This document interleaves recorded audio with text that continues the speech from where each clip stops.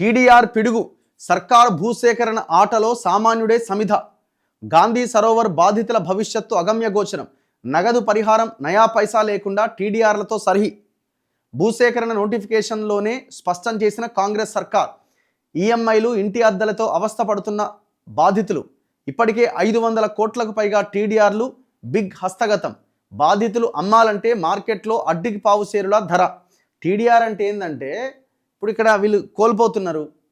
ఇంకో దగ్గర ఎక్కడైనా మీకు భూమి ఉంటే అక్కడ 2 ఫ్లోర్లకే పర్మిషన్ ఉందనుకోండి, ఇంకో మీకు టీడీఆర్ ఇచ్చిన దాని ప్రకారం ఇంకో ఫ్లోర్ 2 ఫ్లోర్లకు వేసుకోవడానికి ఇంకొక అవకాశం. సో అక్కడ పర్మిషన్స్ లేని దగ్గర, అంటే అనుమతి లేని దగ్గర కూడా ఇంకో 2-3 ఫ్లోర్లు వేసుకోవడానికి అవకాశం కల్పించేది ఆ టీడీఆర్. ఆ టీడీఆర్ సర్టిఫికెట్లు ఇస్తారట. మరి ఎవరికి అమ్ముకోవాలి? అది ఇంకో రియల్ ఎస్టేట్ కంపెనీకి అమ్ముకోవాలి. వాడు ఎట్లా కొంటాడు? రియల్ ఎస్టేట్ కంపెనీ అడ్డి వౌచర్కి కొంటాడు ఆ పత్రాలను. ఇప్పుడు ఎంత లేదన్నా ఏంది ఏం సరోవర్ ఇది, ఏంది ఏదో గేటెడ్ కమ్యూనిటీ ఉంది కదా, ఆ గేటెడ్ కమ్యూనిటీలో 1 కోటి 2 కోట్లకు తక్కువ అయితే లేదు. ఎందుకంటే ఆ ఏరియా చాలా కాస్ట్లీ ఏరియా. అది లంగర్ హౌజు, హైదర్ షా కోట్ వెళ్ళే ఆ కార్నర్లో ఉన్న ఇది పెద్ద ఎత్తున వాళ్ళు గొడవ చేస్తున్నారు. ఇగో మధు పార్క్ రిడ్జ్ బాధితులు. ఎంత అన్యాయం ఇది. ఇప్పుడు ఇక్కడ గాంధీ సరోవర్ కట్టకపోతే గాంధీ వచ్చామని మిమ్మల్ని కొడతాడా? గాంధీ అడిగిండా మీకు ఫోన్ చేసి ఇక్కడ గాంధీ సరోవర్ కట్టాలి నా కోసమని? అరే మూసీ ప్రక్షాళన అంటే ఏంది? ఇప్పుడు నువ్వు తెచ్చే 5,000 కోట్లు అక్కడ పార్క్ చేసి ఏదో అద్భుతంగా అది కాదు చేయాల్సింది. ఫార్మా నుంచి వచ్చే నీళ్లు అందులోకి రాకుండా ఆపు, దానికోసం ఖర్చు పెట్టు. ఇళ్ల నుంచి వస్తున్నటువంటి డ్రైనేజ్ ఆ మూసీలో గలవకుండా దాన్ని కట్టడి చేయి, దానికోసం ఖర్చు పెట్టి 5,000 కోట్లు. చెరువుల నుంచి వస్తున్నటువంటి ఆ వ్యర్థ జలాలు ఆ చెర్లకు పోకుండా వాటిని అడ్డుకో, దానికి పెట్టు 5,000 కోట్లు, కాకపోతే 15,000 కోట్లు పెట్టు. మరి ఏమో సరోవర్ కడతారట, దాన్ని ఏదో అందంగా తయారు చేస్తారట, దానికోసం 5,000 కోట్లట. మూసీ ప్రక్షాళన అంటే ఇదేనా? ఇప్పుడు ఆ పార్క్ రిడ్జ్ బాధితులు ఎక్కడ పోవాలి? వాళ్ళ కళలో కూడా ఊహించుకుంటారు ఈ మా అపార్ట్మెంట్ పోతుందని. ఎన్నో కళలు కానీ ఎంతో కష్టపడి రూపాయి కూడబెట్టి సంపాదించి వాళ్ళు ఏదో కొంటే నువ్వు ఆ సేమ్ అట్లా ఇల్లు నిర్మాణం చేసి ఇవ్వగలుగుతావా? ఇప్పుడు కూలగొట్టడం ఎందుకండి? ఉన్న ప్లేస్లో చేస్తే ఎంత ఉంటే గంతనే చేయి. ఎవరు అడిగిరు నేను ఇప్పుడు?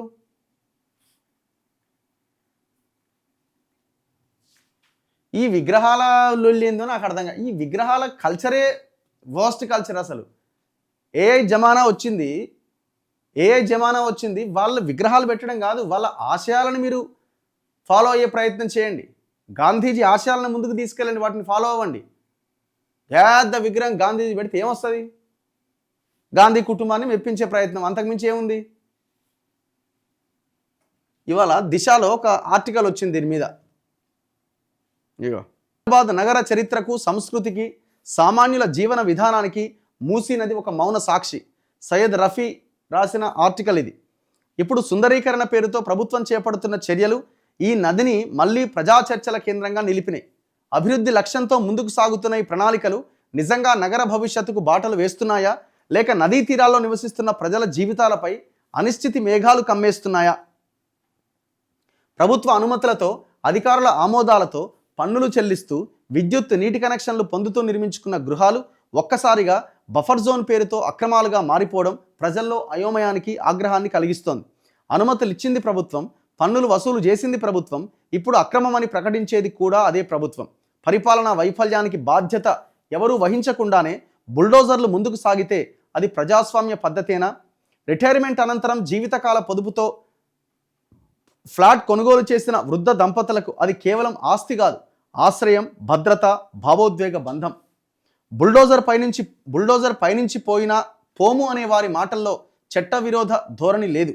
జీవన హక్కుపై ఉన్న ఆత్మ గౌరవమే ఉన్నది. అభివృద్ధి పేరుతో మనుషుల మనోభంగం కలిగితే ఆ అభివృద్ధి ఎంతవరకు సమగ్రం? గాంధీ తత్వాన్ని మనం మరవద్దు. నది సుందరీకరణ అవసరం లేదని ఎవరూ చెప్పట్లేదు. నగరాల అభివృద్ధిలో నదుల పునరుద్ధరణకు ప్రాధాన్యం ఇవ్వడం సముచితం. కానీ అసలు సుందరీకరణ అంటే ఏంటి?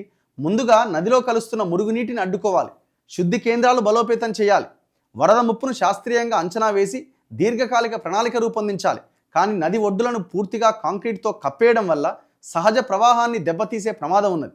ప్రకృతి సహజత్వాన్ని కాపాడకుండా సుందరీకరణ సాధ్యం కాదు. ఈ సందర్భంలో తరచుగా ప్రస్తావనకు వచ్చే పేరు మహాత్మా గాంధీ. ఆయన స్ఫూర్తి విగ్రహాల ఎత్తులో కాదు, విలువల లోతులో ఉంది. పేదరిక నిర్మూలన, సామాజిక న్యాయం, మానవ గౌరవం ఇవే గాంధీ తత్వం. జీవం లేని విగ్రహాల కంటే జీవించే మనుషుల జీవితాలే ముఖ్యమని ఆయన ఆచరణలో చూపించారు. గాంధీ పేరుతో ప్రాజెక్టులు చేపడుతున్నప్పుడు గాంధీ తత్వాన్ని మరవద్దు. ఇట్లా ఏం చేయాలి? మీరు ఇంత పెద్ద విగ్రహం కట్టబోతుంది, నువ్వు చేయాల్సింది ఏంది? ఆ నదిలో ఆ వ్యర్థ జలాలు, మురుగునీరు, ఫార్మా కంపెనీల నుంచి వస్తున్న వ్యర్థాలు, చెరువుల నుంచి వస్తున్నటువంటి వ్యర్థాలు, ఆ చెరువులకు వస్తున్న వ్యర్థాలు అందులోకి రాకుండా కట్టడి చేయాలి. నువ్వు అన్నావు గండిపేట దగ్గర, హిమాయత్ సాగర్ దగ్గర మీరు బాత్రూంలో పోయే నీళ్ళు అందులో కలిస్తే ఆ నీళ్ళు మేము తాగాలనా అని మాట్లాడిన రేవంత్ రెడ్డి, మరి ఆ బాత్రూమ్ నుంచి వస్తున్న నీళ్ళని అడ్డుకో. వీని ఫామ్ హౌస్ ఉంది, వాని ఫామ్ హౌస్ ఉందని చెప్పినావు, కూలగొట్టు. ఇవే ప్రయత్నాలు చేయకుండా గాంధీ విగ్రహం కడతా అంటే అదేం మూసి సుందరీకరణ అవుతుంది? అంటే ఆడ మిన్ను ఆ కంపు పీల్చుకుంటా ఆడ పార్కులకు దీంట్లోకి పోవాలనా? ఏది హుస్సేన్ సాగర్కి పోయినట్టు.